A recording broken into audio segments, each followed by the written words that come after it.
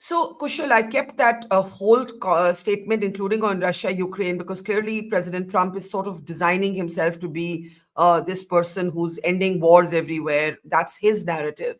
The reason I come to you first is that I know Padma and you have either on the same program or separately disagreed on the effectiveness of our messaging. And I think I've heard a lot, several, among you, Rajat Sethi's been one, I think you to some extent, who feel that in the first couple of days we did not message effectively, and the messaging is today being built on the back of these military gains. In the past you had coercive diplomacy and the military was on standby. This time the military has enabled you to actually leverage those gains diplomatically. How do you see the entire debate around our messaging and what Donald Trump is in particular is up to? Okay, so I'm going to stick to the Donald Trump bit. First of all, good evening to everyone else. You can't rationalize Donald Trump in standard models. That's the first mistake everybody does with a person like Trump.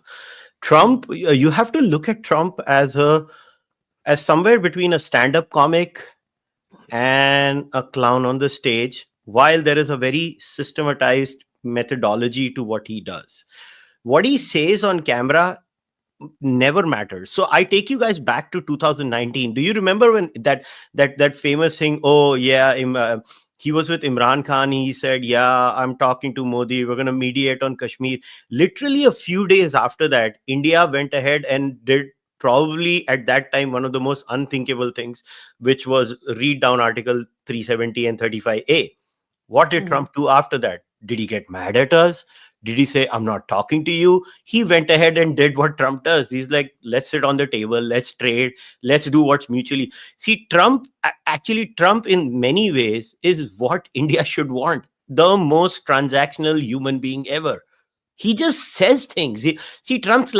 Trump, when he says things on the camera, he's not saying it for the world. He's saying it for his MAGA base. Now, you can pass a judgment on the MAGA base. Now, that's not for us. I mean, the MAGA base is what it is.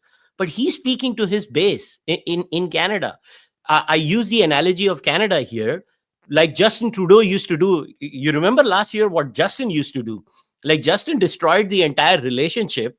Trump is not going to do that because Trump is surrounded by much smarter people around him. And the moment India's going to say, no, this is not on.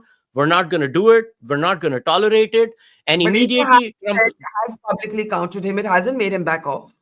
Who cares? You think he's not going to trade with us? Tell me, if Donald Trump says, I'm the best, I'm the most awesome guy on planet Earth, who cares? Like, I seriously, the problem is we're trying to be bothered by what he says. If you don't get bothered by what he says, and then you just go ahead and do your thing, Trump is the easiest man to deal with. I would rather deal with a Trump than a Democrat party.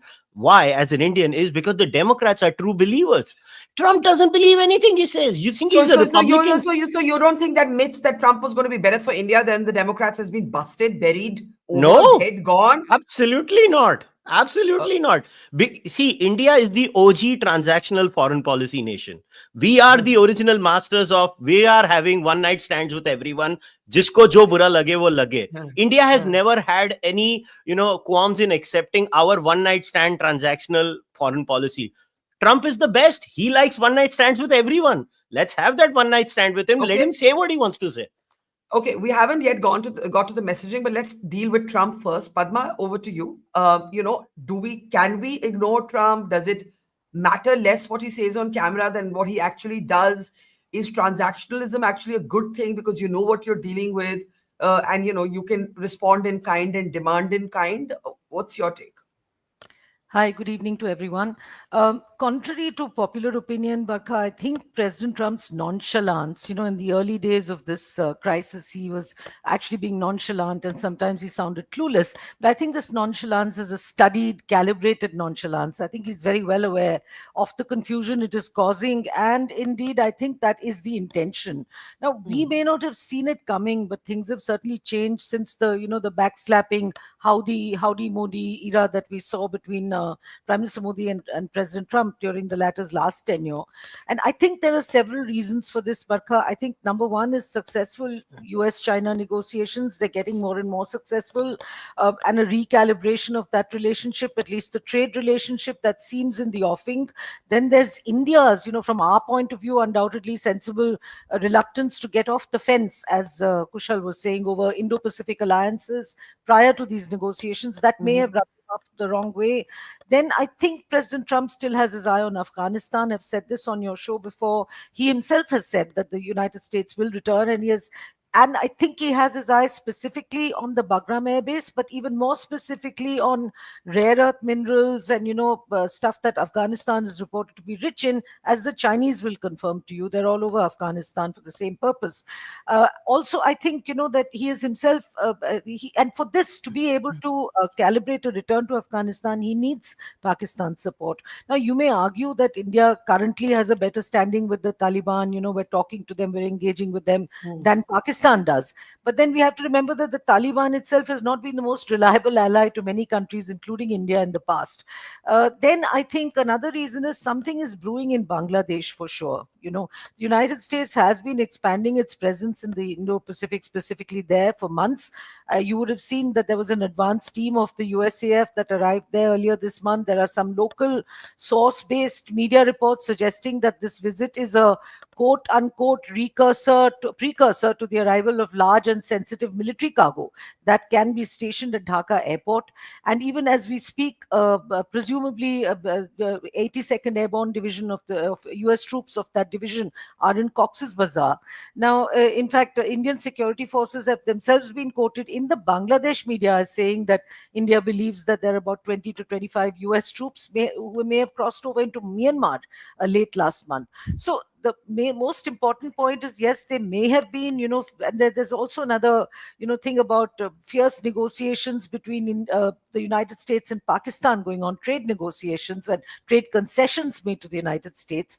But, it's unsurprising that US now, his latest utterances over trade again, it's not surprising that the United States will use trade as an arm twister even towards India, much more so than broke Pakistan or So turbulent how worried should we be? And I was just I playing don't. out some images of Yeah, China, Pakistan, Afghanistan. This meeting that has just taken place. Since you say that yeah, Afghanistan is still a factor, this is a yeah, meeting that we should pay some attention to. yeah, But Padma, briefly before I get General Katoch, yeah. how worried are you about these developments? Because Kushal I'm not seems to think like it Kushal. I'm not doesn't worried matter. at all. Yeah, I'm not worried at all. I think I second him on that. I'm not worried at all because I think he is a purely transactional president. Now it remains to be seen. We've got this July 8th deadline coming up when his tariff, the temporary reprieve is going to be over. And I'm sure there's a lot of fierce pushing and fierce negotiations going on behind this scenes. And I think President Trump is primarily, I think what rules him is what is in it for me, which means what is in it for the United States. So, so it's not surprising to me that President Trump has been dropping such seemingly casual utterances, as that date draws close. But one last point, if I may, Barkha, to what General Katoch said, I agree with him. I've agreed with him before that there is ultimately we're alone. India is alone. We're going to stand alone.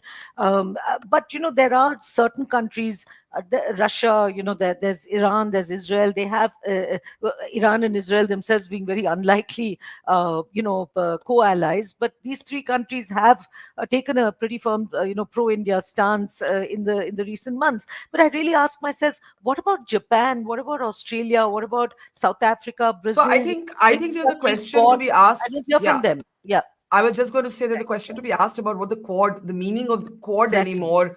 If Yeah, US and China come closer together, India's, America trying to leverage India as a countervailing force to China. exactly. But let's also say, General Katoch, I think somebody in India politically and diplomatically had the foresight to see this coming, because we did begin some sort of rapprochement process with China of our own.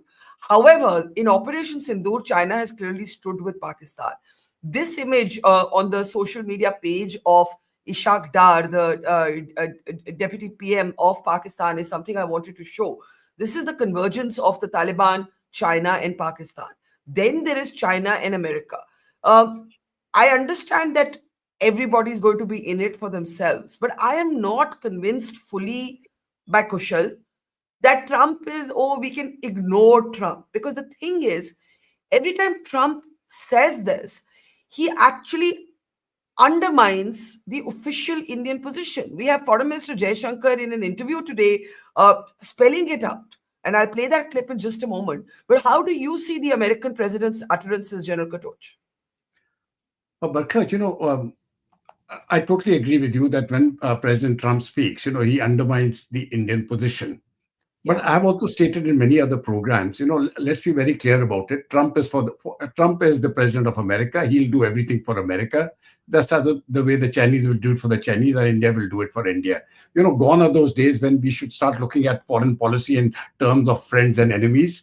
Nobody is anybody's friend and nobody is anybody's enemy, including, you can say, China and Pakistan. They've got a very convenient relationship now because it suits them. You see, it just suits them. The same way the Indo-Pacific, when we're looking at the Indo-Pacific, the Quad suits us. The Quad is the one place where the interests of the US, Japan, Australia, and India converge beautifully. And once we go into the continental, when we're looking into the continental shelf, the Eurasian belt, there our interests don't converge with the United States. We have a different set of interests, and there we have a great divergence with China. So I think each block has to be looked at differently. The way I have analyzed this, so I'm particularly not too much concerned about President Trump that way. He will do what he thinks is the best for the United States. But when I look at it, and I agree with both the two speakers prior to me. Both of them have expressed it beautifully. But the way I see it, when we are looking at Trump and when we are looking at the alternative. I'm not talking of the alternative Republican, the alternative, the Democrats. I think we're far better off. I would always trust regardless of President Trump, I would trust the Republicans and not the Democrats. Because, every policy of the Democrats, I think, has been very hurtful to India. And while I'm not saying that the policies of Trump will be favorable to India, but in foreign policy, we are not looking at favorites. We are looking at who can give the less damage. And in my view, the less damage will be caused by a Trump presidency than by a Biden or by a Democratic presidency of Kamala Harris or anybody else who comes up. So it is really looking at the losses. Then the other point, when we're looking at India will be friendly with Japan and Australia and all that, and none of them will do anything to hurt our interests. But when I say none of them are going to support us, that means, nobody's going to come out in supporting you in a war. The wars we have to fight on our own. Other people will remain neutral. They won't be against you. They'll be neutral. Similarly, I don't see the Chinese getting into supporting the Pakistanis with troops in a war. They will support with material. They'll support with intelligence. The Chinese are much too smart to put boots on the ground. They know the consequences. So, when we're looking at these things, that is the way it works. Our own response to Russia in the Russia-Ukraine war, you had the Prime Minister telling President Putin on his face, this is not the era for war. So do we expect them now to support our war? Obviously not. But they'll remain neutral, and I think that's a pretty happy state. But